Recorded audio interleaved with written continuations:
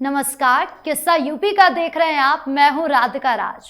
राम मंदिर दान चोरी मामले में अब एसआईटी की टीम सुपर एक्टिव हो गई है।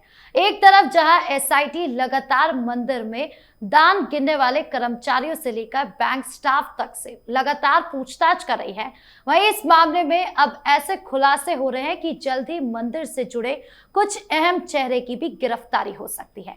यानी जिस स्पीड से एसआईटी की जांच चल रही है, उतनी ही स्पीड से अखिलेश यादव के हाथ से ये मुद्दा भी फिसलता जा रहा है। और न केवल ये मुद्दा बल्कि और मुद्दों पर भी अखिलेश यादव और समाजवादी पार्टी फंसती हुई नजर आ रही है। इसी पर चर्चा करने के लिए मेरे साथ स्टूडियो में मौजूद है कैपिटल टीवी के executive editor Rajiv Kumar. Sir, आपका बहुत बहुत स्वागत है। धन्यवाद। सर, एक तरफ एसआईटी की जांच जो है वो तेजी से आगे बढ़ रही है और दूसरी तरफ अखिलेश यादव के हाथ से ये पूरा मुद्दा छिटकता जा रहा है। कैसे फंस गए अखिलेश यादव? देखिए, अखिलेश यादव को ये मुद्दा उठाना ही नहीं था, क्योंकि ये मुद्दा सरकार का नहीं था, ये मुद्दा हिंदुओं का था। और हिंदुओं के मुद्दे को उन्होंने उठाया और भगवान श्री राम के घर में चोरी की बात की कि उनके मंदिर में चोरी हो गई, चंदा लिया जा रहा था, उसकी चोरी हो गई। इसमें भारतीय जनता पार्टी को टारगेट क्यों किया गया? क्योंकि ये पहले से ही समाजवादी पार्टी या विपक्ष के लोग मान बैठे हैं कि भारतीय जनता पार्टी हिंदुओं की पार्टी है, तो हिंदुओं का संरक्षण इनका पहला कर्तव्य है, प्राथमिक उत्तरदायित्व है, इनकी प्रायोरिटी में होना चाहिए। यानी कि अगर इनकी सरकार है और उसमें अगर मंदिर में दान में चोरी हो गई है तो भारतीय जनता पार्टी ही जिम्मेदार हो, क्योंकि भारतीय जनता पार्टी की बड़ी भूमिका रही है इस राम मंदिर के आंदोलन को यहाँ तक पहुँचाने, भगवान श्री राम के मंदिर बनवाने, रामलला के लिए इतने भव्य मंदिर बनवाने, इसके उद्घाटन को ऐसे समारोह में तब्दील करने जिसमें पूरी दुनिया ये जान गई कि अयोध्या में कुछ बड़ा हुआ है। तो इसके लिए ये भारतीय जनता पार्टी को उत्तरदायी बता रहे हैं कि नहीं, जब आपने इतना किया तो फिर आगे की व्यवस्थाएं ऐसे कैसे रह गई कि दान के चंदे में चोरी हो गई।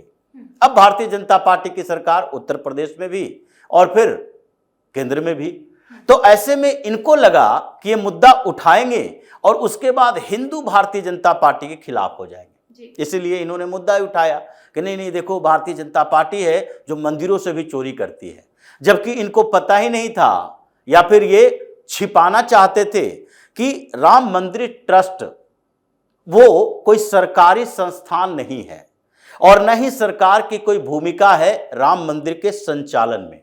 राम मंदिर निर्माण एक अलग मसला था जिसमें सरकार के लिए जरूरत थी, क्योंकि कोई ना कोई तो एक बॉडी होनी चाहिए जो कि राम मंदिर के निर्माण के लिए एक समिति बनाए।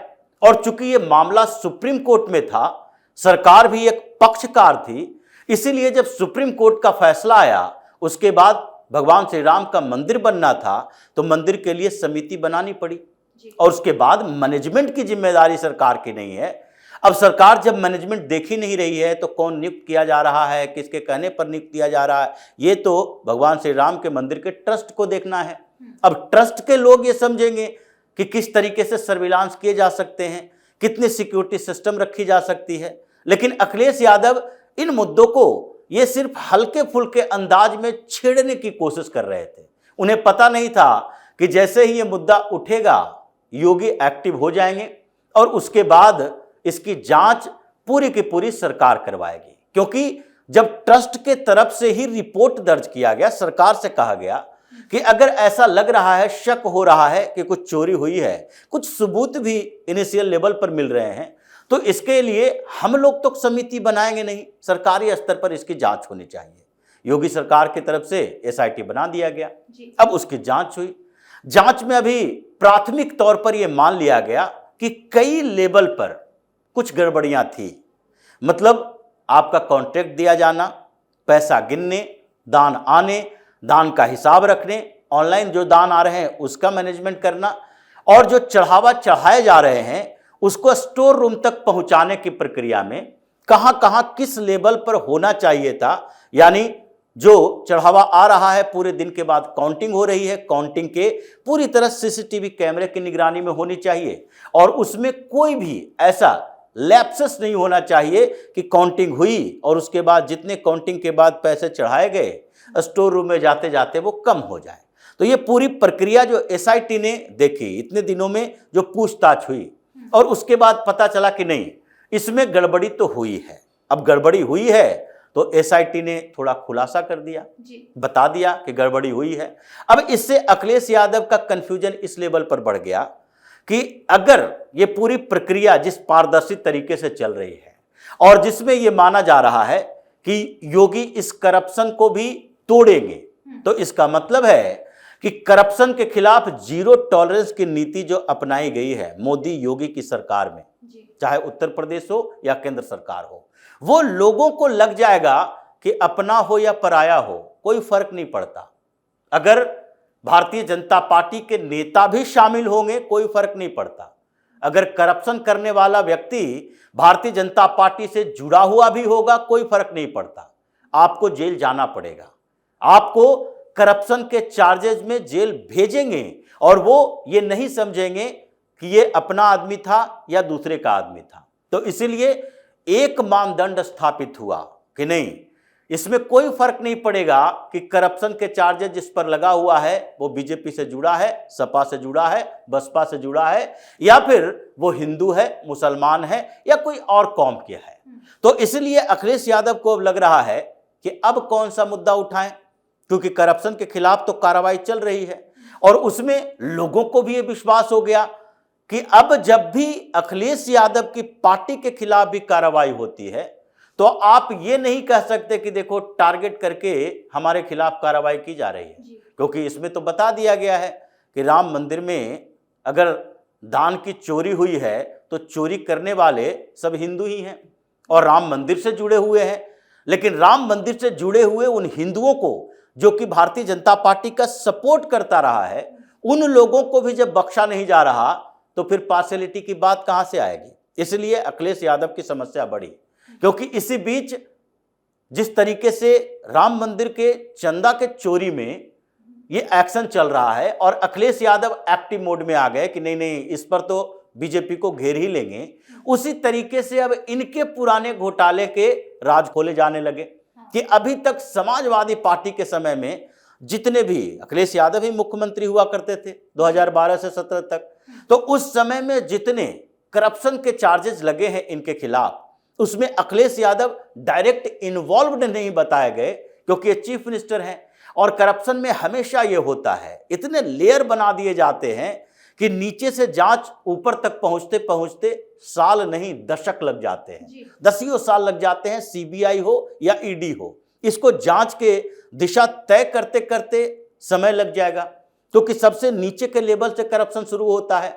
अगर गोमती रिवर फ्रंट घोटाला हुआ तो ये सबसे नीचे के लेवल से शुरू हुआ, कॉन्ट्रैक्ट दिए गए, कॉन्ट्रैक्ट देने के बाद सरकार जो है वो एक्टिव रही, वहां इंजीनियर, चीफ इंजीनियर नियुक्त किए गए, उसके बाद उसके कॉन्ट्रैक्ट में जितनी रकम थी उसको बढ़ाया गया, क्योंकि कहा गया कि नहीं नहीं, जिस समय ये बात चल रही थी, जिस समय प्रोजेक्ट पर काम शुरू हुआ था, उस समय सीमेंट सस्ते थे, गिट्टी सस्ते थे, बालू सस्ते थे, सैंड माफियाओं का जैसे वर्चस्व बढ़ा, इन लोगों ने उस बढ़ती हुई कीमत की बात करते हुए सरकारी खजाने से पैसा निकालना शुरू किया और जो बजट रखे गए थे 1500 करोड़ का, वो बजट ये खर्च कर दिए 50-60% काम करने में, क्योंकि इनका मानना था कि ये जो बढ़ रहा है, महंगाई बढ़ रही है तो काम भी बढ़ रहा है और उतने पैसे लिमिटेड थे।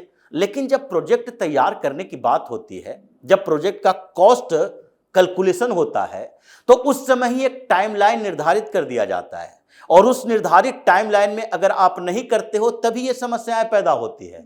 तो इसलिए गोमती रिवर फ्रंट घोटाले में जो सीबीआई की इंक्वायरी चल रही थी, उसी की बात ओपी राजभर ने फिर कर दी।